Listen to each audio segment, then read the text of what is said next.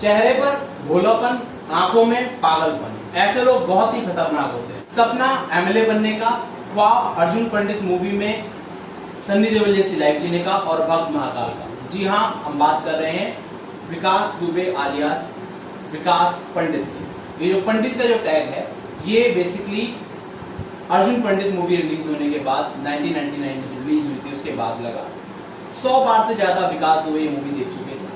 आज से 30 साल पहले विकास दुबे ने छोटी मोटी चोरी और छीना झपटी से इस क्राइम की दुनिया में एंट्री की और आज विकास दुबे के खिलाफ 60 से ज्यादा आपराधिक मामले दर्ज हैं और इसमें से बहुत सारे जो मामले हैं वो संगीन प्रवृत्ति के हैं, जैसे कि murder, attempt to murder, criminal intimidation, kidnapping, robbery etcetera. और चौंकाने वाली बात यह है कि इन 60 आपराधिक मामलों के अंदर विकास दुबे को कोई सजा या कन्विक्शन नहीं मिली, क्योंकि कोर्ट ने सबूत और गवाहों के अभाव के कारण विकास दुबे को बरी कर दिया। और इसके पीछे सबसे बड़ा जो रीजन बताया जाता है वो कहीं ना कहीं पॉलिटिकल और पुलिस का कनेक्शन या पुलिस का सपोर्ट बताया जाता है। विकास दुबे पहले बीएसपी में, फिर बीजेपी में, और बताया जाता है कि बीजेपी के कुछ एमएलए जो है वो विकास दुबे के बहुत ही खास थे। और मीडिया रिपोर्ट्स के अनुसार ये कहा जाता है कि जो विकास दुबे बेझिझक जो भी क्राइम करता था, उसके पीछे उस बेझिझकपन का सबसे बड़ा जो रीजन था वो था पुलिस और पॉलिटिशियन की सपोर्ट। अगर बात करें विकास दुबे के सबसे हाई प्रोफाइल केस की, तो संतोष दुबे जो यूपी सरकार के अंदर मिनिस्टर ऑफ स्टेट थे उस समय, 2001 के अंदर उनको पुलिस थाने के अंदर 25 गवाहों के सामने मरवा दिया गया और इन 25 गवाह जो हैं ये बेसिकली हॉस्टाइल हो गए, यानी कि इन्होंने विकास दुबे के खिलाफ अपनी गवाही नहीं दी और जिसकी वजह से जो विकास दुबे है वो 2005 के अंदर उस केस में बरी हो गया। विकास दुबे की पहुंच तो यहाँ तक थी कि वो जेल में बैठे बैठे बाहर लोगों को मरवा देता था, जैसा कि 2000 में राम बाबू यादव के केस में हुआ।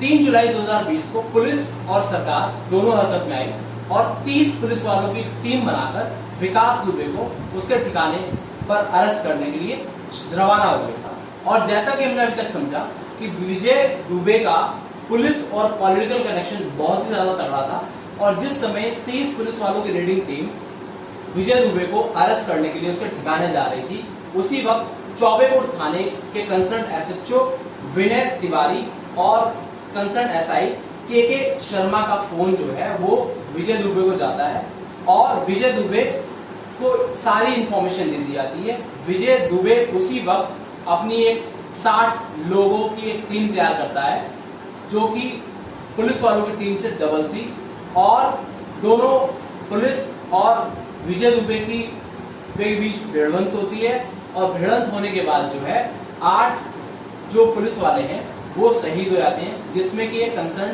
डीसीपी भी था और 7 जो पुलिस वाले हैं वो इंजर्ड हो जाते हैं। 3 जुलाई 2020 की इस घटना ने पुलिस महकमे को और सरकार को पूरी तरह से झंझोड़ कर रख दिया और यहाँ से शुरुआत होती है सरकार और पुलिस द्वारा लिए गए असली एक्शन।